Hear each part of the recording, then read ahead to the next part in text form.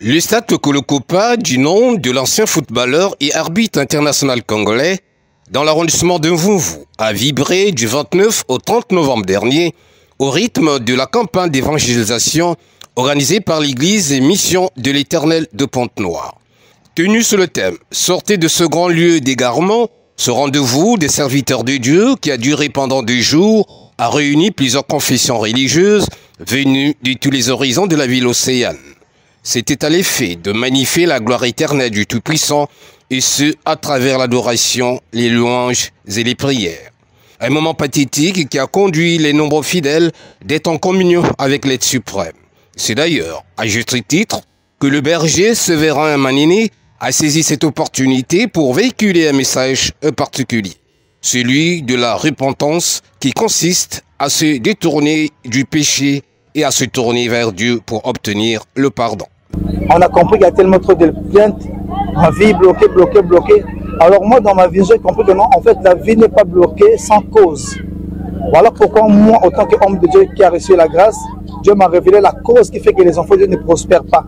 Voilà pourquoi je suis venu éclaircir la parole.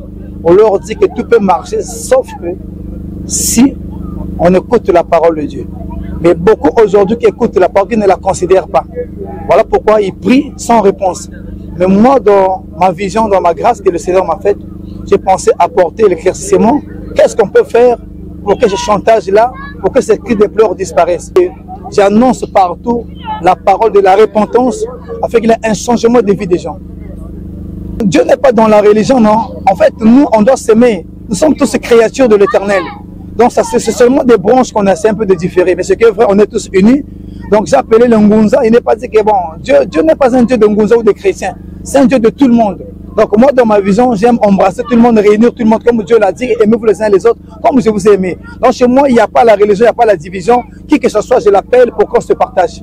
Donc, voilà pourquoi j'ai appelé, et pour créer un peu la différence du style aussi, c'est important. Parce qu'il a créé la différence dans le style qu'il a porté aujourd'hui. Les participants à cette campagne d'évangélisation ont eu un dénominateur commun, celui de mettre en relief la parole de Dieu qui libère l'être humain et recevoir les bénédictions susceptibles de changer leur vie. L'éducation pour moi, c'est la vie de tous les jours. Parce que le péché a augmenté. Les gens ne veulent pas au fait se convertir. Laisser le péché, ils sont derrière le péché. Mais nous bénissons le Seigneur pour cette grâce. Il a appelé son serviteur qui est le berger. Il nous a parlé du péché, comment éviter le péché, comment aller de l'avant avec le Seigneur. Vraiment, je bénis cette prédication, que le Seigneur puisse encore lui ajouter encore la sagesse. Ce moment de partage et des croyances chrétiennes aura suffi d'aiguiser la foi du peuple de Dieu.